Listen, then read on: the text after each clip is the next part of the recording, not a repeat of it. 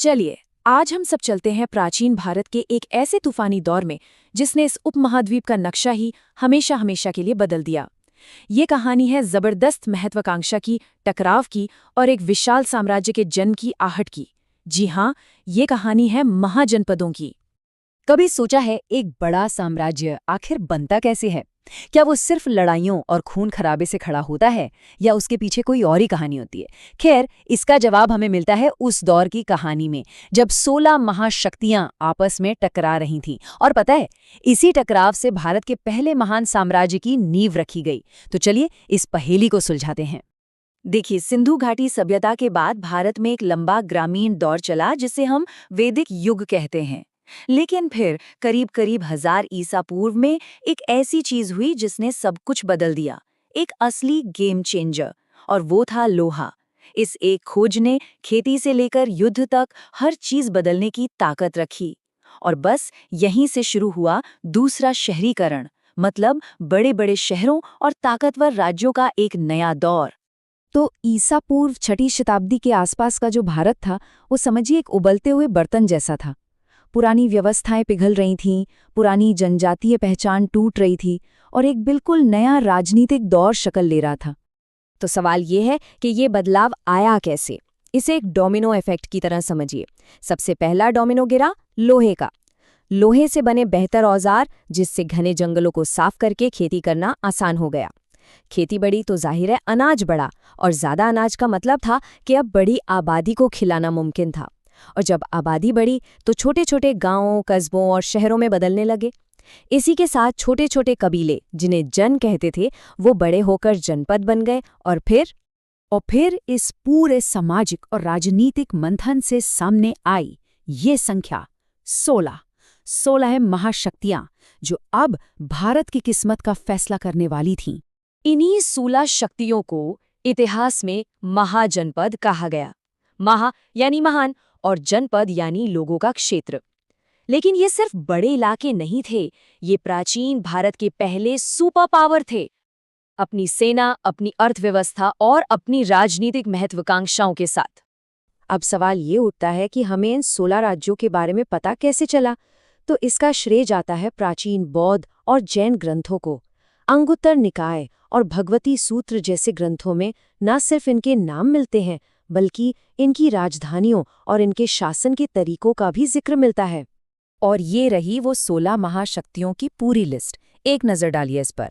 अंग, मगध, काशी, कौशल से लेकर दूर उत्तर पश्चिम में गांधार और कंबोज तक, ये पूरे उपमहाद्वीप में फैले हुए थे। लेकिन असली जंग का मैदान, सत्ता का असली केंद्र, गंगा का उपजाऊ मैदान था। यहीं पर मगध, कौशल और वज्जी जैसे बड़े बड़े राज्य एक दूसरे पर हावी होने की होड़ में लगे थे। अब एक और दिलचस्प बात, ये सभी 16 राज्य एक ही तरीके से नहीं चलाए जाते थे। उस दौर में दो बिल्कुल अलग अलग राजनीतिक विचारधाराएं आपस में टकरा रही थीं। एक तरफ थे राजतंत्र, जहां सारी की सारी ताकत एक वंशानुगत राजा के हाथ में थी, जैसे कि मगध, कोसल और अवंती। और दूसरी तरफ थे गणतंत्र, जहां शासन किसी एक राजा का नहीं, बल्कि अलग अलग कुलों या प्रमुखों की एक सभा का होता था। वज्जी और मल इसके सबसे बड़े उदाहरण थे। कह सकते हैं कि ये उस दौर की लोकतंत्र और राजशाही की बहस थी, जो आज भी किसी न किसी रूप में जारी है। तो चलिए, अब इन 16 में से 4 सबसे अहम खिलाड़ियों पर जरा और करीब से नजर डालते हैं, जिन्होंने इस युग की कहानी गढ़ी। और अगर ये कोई फिल्म होती तो उसका हीरो या शायद विलन मगध ही होता। ये इस युग की उभरती हुई सुपर पावर थी, कहानी का सेंट्रल कैरेक्टर। तो मगध की ताकत का राज क्या था? एक तो उसकी लोकेशन जबरदस्त थी, दूसरा लोहे की खदानों तक उसकी पहुंच थी, और तीसरा गंगा नदी का व्यापारिक रास्ता उसके कंट्रोल में था। राजा बिंबिसार जैसे चालाक और महत्वाकांक्षी शासकों ने इन फायदों को अच्छे से समझा और अपने पड़ोसियों को एक एक कर निगलने की नीति शुरू कर दी। लेकिन मगध का रास्ता एकदम साफ नहीं था। उसका एक बड़ा और ताकतवर प्रतिद्वंदी था, अवंती। ये मध्य भारत में बैठा था और मगध की राह का सबसे बड़ा कांटा था। अवंती अपने आप में एक बहुत बड़ी शक्ति था, व्यापार का अहम केंद्र, बौद्ध धर्म का गढ़। लेकिन मगध की लगातार बढ़ती ताकत के सामने आखिरकार उसे भी घुटने टेकने पड़े, और वो भी विशाल मगध साम्राज्य का हिस्सा बन गया। अच्छा, अब जरा जंग के मैदान से दूर उत्तर पश्चिम की ओर चलते हैं। यहाँ था गांधार। ये मगध का कोई सैन्य प्रतिद्वंदी नहीं था, बल्कि इसकी पहचान बिल्कुल ही अलग थी। गांधार की राजधानी तक्षशिला, उसे आप उस दौर का ऑक्सफोर्ड या हार्वर्ड समझिए। दुनिया भर से छात्र और विद्वान यहाँ ज्ञान की तलाश में आते थे। ये बात दिखाती है कि महाजनपद काल सिर्फ तलवारों का नहीं, बल्कि विचारों का भी दौर था। और आखिर में बात करते हैं एक बिल्कुल ही अलग तरह की शक्ति की, वज्जी। ये उस दूसरी राजनैतिक व्यवस्था का सबसे शानदार उदाहरण था जिसे हम गणतंत्र कहते हैं। जरा सोचिए, एक ऐसे दौर में जब ताकतवर राजा अपना साम्राज्य फैला रहे थे, वज्जी 8 कुलों का एक संघ था जो मिलकर शासन करता था। ये दुनिया के शुरुआती गणतंत्रों में से एक था और ये साबित कर रहा था कि सत्ता को एक हाथ में रखे बिना भी एक ताकतवर राज्य चलाया जा सकता है। तो हमारे पास राजतंत्र हैं, गणतंत्र हैं, व्यापारिक केंद्र हैं और ज्ञान के भी केंद्र हैं।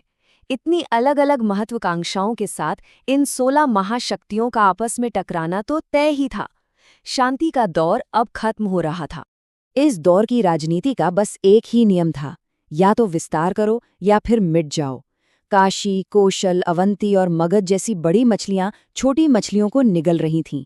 ये एक लगातार चलने वाला क्रूर खेल था जिसमें दोस्ती की कोई जगह नहीं थी।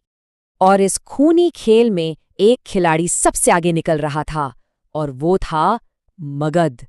देखिए कैसे उसने अपने दुश्मनों को रास्ते से हटाया। पहले राजा बिंबिसार ने अमीर राज्य अंग को जीता।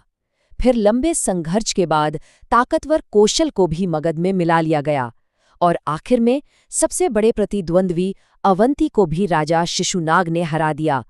एक एक करके सारे दावेदार खत्म हो रहे थे। तो महाजनपदों की ये जो अराजकता और दुश्मनी थी, असल में यही वो भट्टी थी जिसमें भारत के पहले साम्राज्य का लोहा ढल रहा था।